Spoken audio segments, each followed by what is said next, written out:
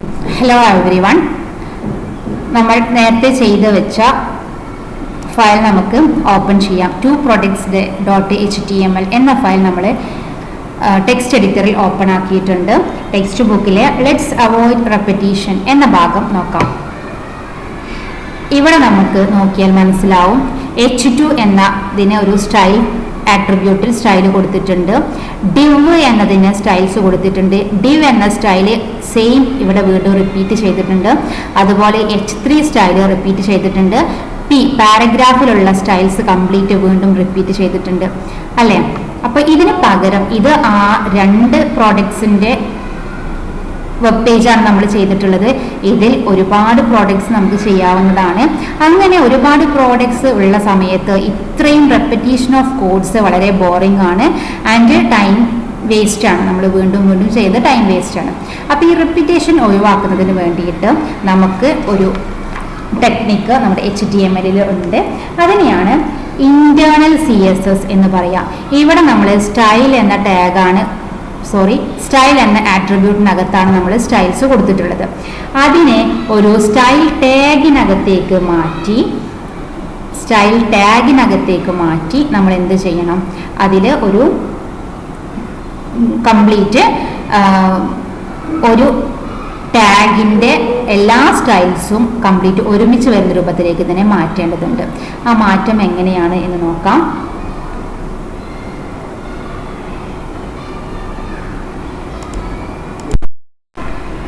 Text ബുക്കിൽ നമ്മോട് പറഞ്ഞിട്ടുള്ളത് നമ്മുടെ ടു പ്രൊഡക്ട്സ് ഡോട്ട് HTML എന്ന ഫയൽ ഓപ്പൺ ചെയ്ത് ഫിഗർ 5.7 കാണുന്നത് പോലെ മാറ്റം വരുത്താനാണ്, ആ രൂപത്തിലേക്ക് മോഡിഫൈ ചെയ്യാനാണ് പറഞ്ഞിട്ടുള്ളത്.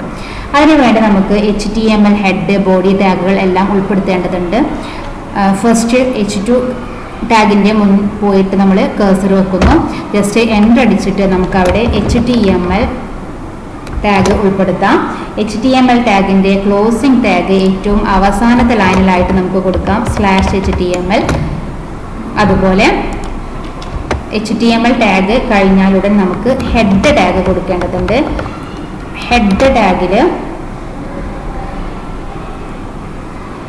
ടാഗിനകത്ത് നമുക്ക് ഉൾപ്പെടുത്തേണ്ട ഒരു ടാഗാണ് ടൈറ്റിൽ. അത് നമ്മുടെ ഡോക്യുമെന്റിന്റെ ഫയലിന്റെ ടൈറ്റിൽ പറഞ്ഞു കൊടുക്കാനുള്ളതാണ്. സ്കൂൾ ഷോപ്പിംഗ് വെബ്സൈറ്റ് നമ്മുടെ ഫയലിന്റെ വെബ്സൈറ്റിന്റെ പേരാണ്. ടൈറ്റിലായിട്ട് മാത്രമാണ് ഇത് വരാനുള്ളത്. ടൈറ്റിൽ എന്ന ടാഗ് ക്ലോസ് ചെയ്യുന്നു. ദെൻ ഇനിയാണ് നമ്മൾ സ്റ്റൈൽസ് ഒരു റിപ്പീറ്റേഷൻ ഒഴിവാക്കുന്നതിന് വേണ്ടി സ്റ്റൈൽ ടാഗിനകത്ത് എല്ലാ സ്റ്റൈൽസും കൊടുക്കാൻ പോവുകയാണ്.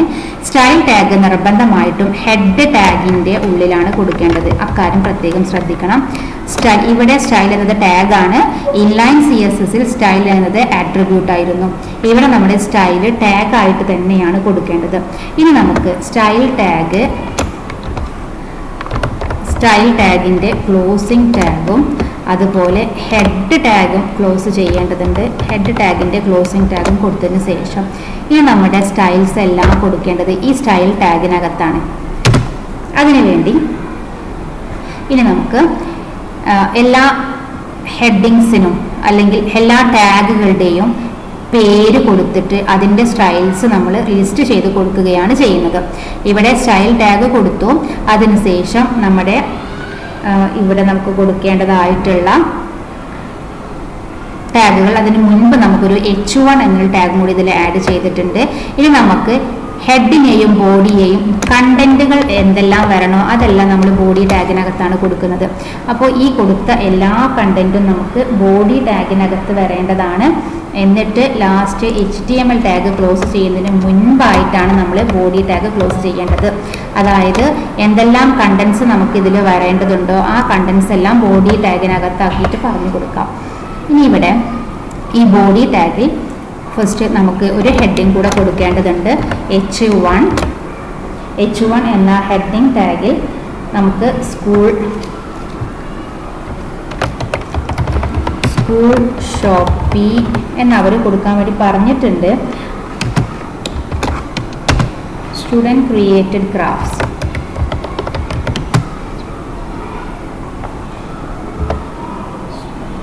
Students craft creations.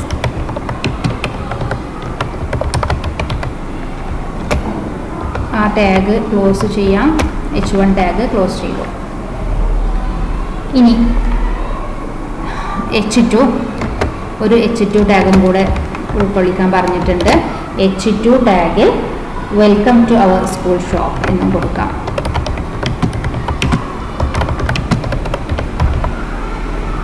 School shop. H2 tag close ചെയ്യാം. ഏതൊരു ടാഗിൻ്റെയും ഓപ്പണിംഗ് ക്ലോസിംഗ് ഇടയിലാണ് നമ്മൾ കണ്ടന്റ് കൊടുക്കേണ്ടത്. ഇനി ബാക്കിയുള്ള കണ്ടന്റ്സ് ഇതുപോലെ തന്നെയാണ്. Featured products. ഇനി നമുക്ക് ചെയ്യേണ്ടത് ഈ ഓരോ ടാഗിനകത്തുമുള്ള കണ്ടന്റ്സിനെ നമുക്ക് ഇവിടേക്ക് മാറ്റേണ്ടതുണ്ട്. ഫസ്റ്റ് H1 എന്ന ടാഗിൻ്റെ സ്റ്റൈൽസ് നമുക്ക് പറഞ്ഞു കൊടുക്കാം. ഇവിടെ പുതിയതായിട്ട് നമ്മൾ ആഡ് ചെയ്തതാണ്. അതുകൊണ്ട് H1 എന്ന ടാഗിൻ്റെ പേര് ഫസ്റ്റ് കൊടുക്കുക. സ്റ്റൈൽ ടാഗിനകത്തായിട്ട് ടാഗിൻ്റെ പേര് പറഞ്ഞു കൊടുത്തതിന് ശേഷം നമുക്ക് ഒരു ഫ്ലവർ ബ്രേസ് ഇടാം. എന്നിട്ട് അതിൽ ഇവിടെ H1 എന്ന ടാഗിന് ആവശ്യമായിട്ടുള്ള സ്റ്റൈൽസ് എല്ലാം നമുക്ക് ഇവിടെ പറഞ്ഞു കൊടുക്കാം. ജസ്റ്റ് നമുക്ക് ടൈപ്പ് ചെയ്ത് കൊടുക്കുകയാണ് വേണ്ടത്. ഇവിടെ ഓൾറെഡി ഉള്ളത് കൊണ്ട് ഞാൻ കോപ്പി ചെയ്യുകയാണ്. ഈ രൂപത്തിലാണ് ഇത് വരേണ്ടത്. അതായത് ഒരു സ്റ്റൈല് പറഞ്ഞു കൊടുക്കുന്നു. ടെക്സ്റ്റ് അലൈൻ, ഒരു ഫുൾ കോളം കൊടുക്കുന്നു. അതിൻ്റെ വാല്യൂ എന്താണോ അത് പറഞ്ഞു കൊടുക്കുന്നു. സെൻറ്റർ. നെക്സ്റ്റ് കളർ, COLOR എന്നാണ് കളറിൻ്റെ സ്പെല്ലിങ് എന്ന് പറയുന്നു. കളറിൻ്റെ കോഡ് നമ്മളിവിടെ ടൈപ്പ് ചെയ്ത് കൊടുക്കുന്നു. ഇവിടെ നമുക്ക് FF ഇങ്ങനെ കളർ കോഡ് പറഞ്ഞു കൊടുക്കുന്നു. അതിനുശേഷം ഈ ഫ്ലവർ ബ്രേസ് ക്ലോസ് ചെയ്യുന്നു. അപ്പോൾ H1 എന്ന ടാഗിന് വേണ്ടിയുള്ള സ്റ്റൈൽസ് ഇവിടെ റെഡി ആയിട്ടുണ്ട്. അതുപോലെ നമ്മൾ H2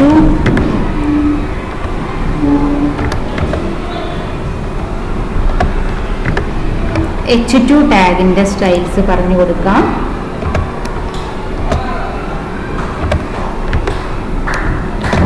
H2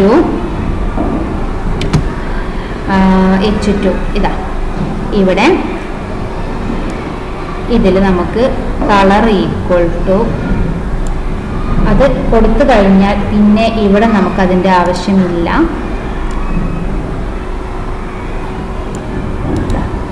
കോപ്പി ചെയ്യുന്നു.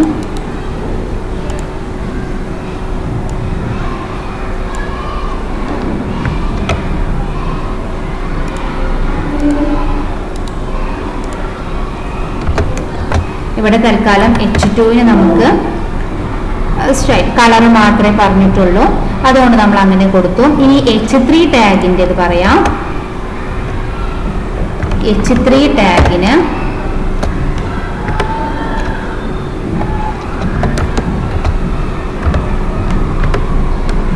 ഫ്ലവർ ബ്രേസ് ഇട്ട ശേഷം H3 ടാഗിന് ടെക്സ്റ്റ് അലൈൻ സെൻറ്റർ എന്നും കളർ ഈക്വൽ ടു ഇതും തൽക്കാലം നമുക്ക് ഇവിടുന്ന് കൊടുക്കാം. പേസ്റ്റ് ചെയ്യുന്നു. നമ്മൾ കൊടുക്കുമ്പോൾ ശ്രദ്ധിക്കേണ്ടത് അതിൻ്റെ പ്രോപ്പർട്ടി കൊടുത്ത ശേഷം ഒരു ഫുൾ കോളൻ ഇട്ട ശേഷം നമ്മൾ അതിൻ്റെ വാല്യൂ പറഞ്ഞു കൊടുക്കുന്നു. എന്നിട്ട് എൻഡ് ഓഫ് ദ ലൈൻ എന്നതിന് സൂചിപ്പിക്കുന്നതിന് വേണ്ടി ഒരു സെമി കോളൻ ഇട്ട് കൊടുക്കുന്നു. ഈ രൂപത്തിലാണ് നമ്മൾ സ്റ്റൈൽസ് പറഞ്ഞു കൊടുക്കേണ്ടത്. ഓക്കെ, H3 ടാഗിൻ്റെ സ്റ്റൈലും കഴിഞ്ഞു. ഇനി നമുക്ക് P ടാഗിനും ഇതാ ഇവിടെ P ടാഗിനും ഡിവിഷൻ ടാഗിനുമാണ് പിന്നീട് നമ്മൾ സ്റ്റൈൽസ് പറഞ്ഞിട്ടുള്ളത്. അത്രയും എടുക്കുക. P ടാഗിൻ്റെ സ്റ്റൈല്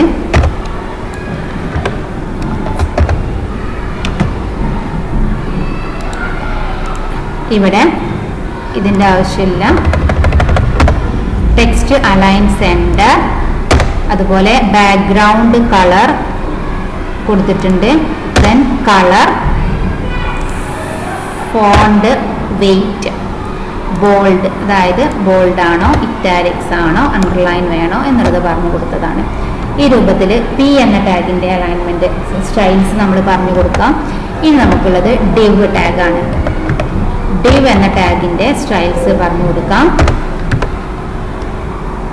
ഇവിടെ ഡിവ് ടാഗിൽ നമ്മൾ ബാക്ക്ഗ്രൗണ്ട് കളർ ആണ് പറഞ്ഞിട്ടുള്ളൂ, അതെടുക്കാം.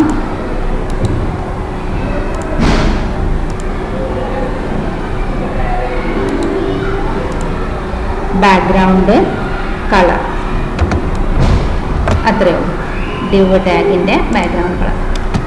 ഇതൊക്കെ നമുക്ക് എവിടെ വേണമെങ്കിലും സെറ്റ് ചെയ്യാവുന്നതാണ്. അതിന് പ്രത്യേകിച്ച് റെസ്ട്രിക്ഷൻസ് ഒന്നുമില്ല. ഒരു വൃത്തി കിട്ടുന്നതിന് വേണ്ടിയാണ് നമ്മൾ ബ്രേസൊക്കെ ഇങ്ങനെ കൊടുത്തിട്ടുള്ളത്. അപ്പോൾ ഇത്രയും ടാഗുകൾ പറഞ്ഞു കൊടുത്ത ശേഷം സ്റ്റൈൽ ടാഗ് ക്ലോസ് ചെയ്യുന്നു, ഹെഡ് ടാഗ് ക്ലോസ് ചെയ്യുന്നു. ഓക്കെ, ഇത്രയാണുള്ളത്. അതാകുമ്പോൾ നമ്മൾ ഇനി ഇതിൽ ഈ സ്റ്റൈലിൻ്റെ ഒന്നും ആവശ്യമില്ല. ഇതെല്ലാം നമുക്ക് ഡിലീറ്റ് ചെയ്യാവുന്നതാണ്.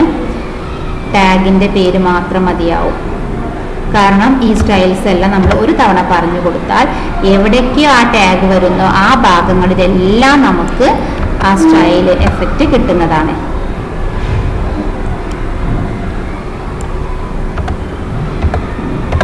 ഓക്കെ, എവിടെയെല്ലാം നമ്മൾ പി ടാഗ് ഉപയോഗിക്കുന്നോ അവിടെയൊക്കെ നമുക്ക് അതിൻ്റെ സെയിം എഫക്റ്റ് കിട്ടും. അതുകൊണ്ട് പിന്നീട് നമ്മൾ അത് പറഞ്ഞു കൊടുക്കേണ്ട ആവശ്യമില്ല. ഇതാണ് റെപ്പിറ്റേഷൻ ഓഫ് കോഡ് ഒഴിവാകും എന്ന് പറയുന്നതിനുള്ള കാരണം.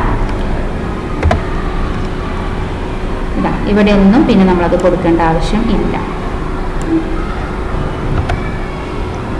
ജസ്റ്റ് പി ടാഗ് മാത്രം കൊടുത്താൽ മതിയാകും.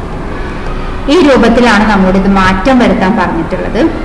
ഇപ്പോൾ ഇത്രയും ഭാഗം ഈ സ്റ്റൈൽ ടാഗിനകത്ത് ഇങ്ങനെ സ്റ്റൈൽസ് പറഞ്ഞു കൊടുക്കുന്ന ഈ ഒരു പ്രോസസ്സിനാണ് നമ്മൾ ഇന്റേണൽ കസ്കേഡിംഗ് സ്റ്റൈൽസ് എന്ന് പറയുന്നത്.